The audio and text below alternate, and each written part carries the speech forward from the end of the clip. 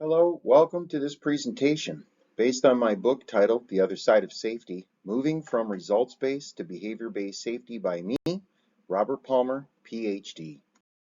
This is part one, the problems with the safety industry. This introduction will review RBS versus BBS by focusing on business versus safety leaders. What is results-based safety? The definitions of leadership versus leader, an overview of human behavior, and finally, what is the other side of safety? In the traditional sense, safety is heavily focused on results and therefore results-based safety, not behavioral-based safety. Led by safety organizations like OSHA, IOSH, NEBOSH, Safe Work Australia, the British Safety Council, the Canadian Centre for Occupational Health and Safety, the Health and Safety Authority, Korea Occupational Safety, and the Health Agency, the focus is results. Business and safety leaders have become fully focused on safety results, and that's what's confusing the practice of behavioral-based safety. Results-based safety. Results should be understood and utilized as indicators of an effective safety program. Your results should inform you as to whether you are effectively collaborating, training, educating, conversing, coaching, and measuring the safe behaviors of the leaders and the workers. A majority of safety programs don't measure the safety behaviors of the safety leaders. Why is that? It's because the majority of safety programs don't actually practice BBS. Generations of safety leaders have practiced results-based safety, and they have practiced it viciously. Business and safety leaders can be mean-spirited when safety is focused on results. Leaders can act arrogant, be condescending, express visions of grandeur, and create safety cultures of fear. People don't perform well in a state of fear. The worst thing ever in safety is when leaders don't care about their people, but only care about results. Being focused on results is results-based safety, not behavior-based safety. The world of safety can be very abusive, behaving in dysfunction. Business and safety leaders practice in a psychological denial because they don't believe in people deep down. Typically, it's the business leaders who force safety leaders to create an environment of chronic disease, leveraging fear, anxiety, and high stress level factors as tools to stay on people. People get worn out by the constant dissonance they experience in a results-based safety culture. This is not functional, healthy, or sustainable as an approach to behavior-based safety. Safety programs that focus on making impressive milestones are in fact practicing RBS.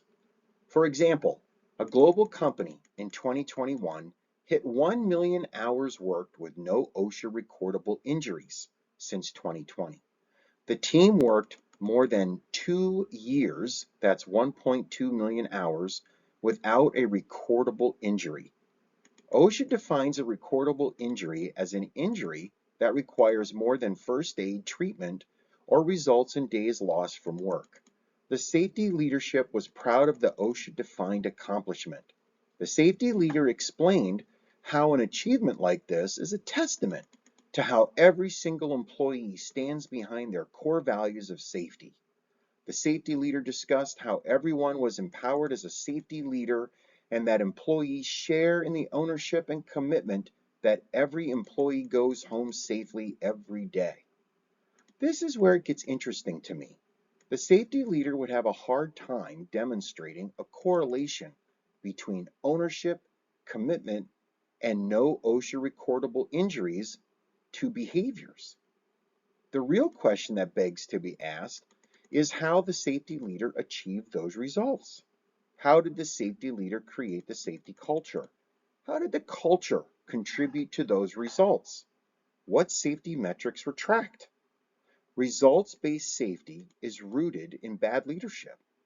Business and safety leaders have this misguided view that they make the important decisions. They tell people what to do, and the workers need to follow the great leader. And if they do, results will be achieved. If they don't do as they are told, then there are problems, failures, pressures, and stress levels that are extreme. Leaders see their role as battling these people and getting things done. The life of a leader, they think to themselves, no one understands what it is like at the top, doing what I have to do and what I have to put up with. This is all wrong. This is dysfunctional leadership, oftentimes dictatorial leadership, and it has never worked long term. The consequences are catastrophic. These types of leaders should change their thinking and behavior immediately, or be removed from their position, because no organization can afford the damage this type of thinking and behavior causes. RBS is steeped in a flawed leadership philosophy that has a top-down approach. Leadership is about influence, and unfortunately, most leaders think being a leader is about authority.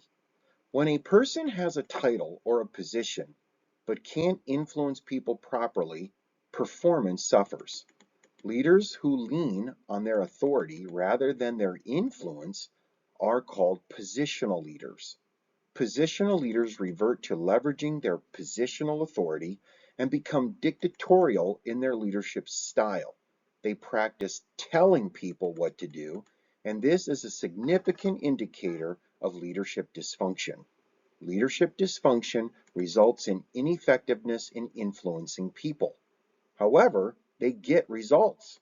This is a revelation because a dysfunctional leader, i.e., positional authority, gets results. And they think they are effective in their leadership, i.e., influence of people. It's the norm for these types of leaders to be at every level of business, and they have influenced the world of safety.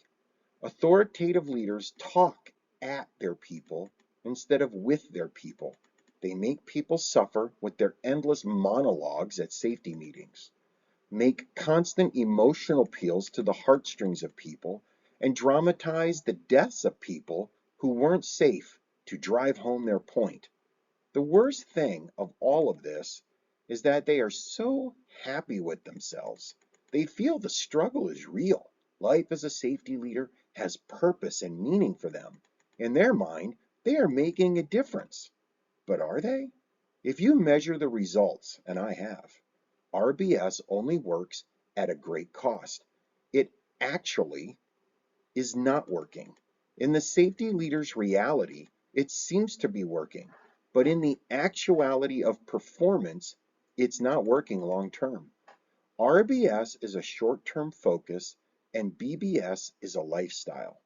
Here's what's so disappointing. BBS gets blamed for RBS, and this has caused so much confusion. RBS is not BBS. Here's a simple way to tell the difference. RBS is about results, and BBS is about behavior. Results indicate that you are reinforcing safe behavior. Number one, fluently, through expert level performance safety coaching. And two, frequently, to achieve the habit strength of safe behaviors. BBS believes that people are the solution, and RBS sees people as the problem. Everyone thinks they know BBS, but what they practice is RBS. To make the necessary change in how safety is practiced, you need to understand how human behavior works. For example, if you think you know BBS so well, here's a simple question to test your knowledge. How many types of consequences are there to all human behavior? When I ask business and safety leaders this question, they never know. And that's a key indicator they are practicing RBS. Understanding human behavior will shape how business and safety leaders interact, how safety leaders are selected for their positions, how safety leaders shape the safety culture, and how to progressively increase their influence with their team, their people, and their organization. Application of the science of human behavior leads to effective safety leadership and leveraging the incredible performance capabilities of people. BBS is, however, vexed by a dilemma that people have an amazing ability to adapt to what is expected, but can also at times be unpredictable and, at worst, behave in unreliable ways. Yet, at its core, BBS is about believing in people. In this training and my book, the reader is invited to consider the other side of safety, the pure BBS side of safety that drives safety performance. I'll explain effective leadership practices that help leaders utilize the capability of all their people, how to create fully supportive conditions in your safety culture that realize high performance capability. At the core of this approach is compelling scientific evidence that when leaders, i.e., position, influence, i.e., leadership, their people in healthy ways and reinforce desired behaviors, they effectively support and guide real transformation that naturally achieves desired results. There are several aspects of the safety industry and safety leadership that need to change to be a fully functioning safety program that keeps people safe and productive. First, a lack of understanding regarding the science of behavior.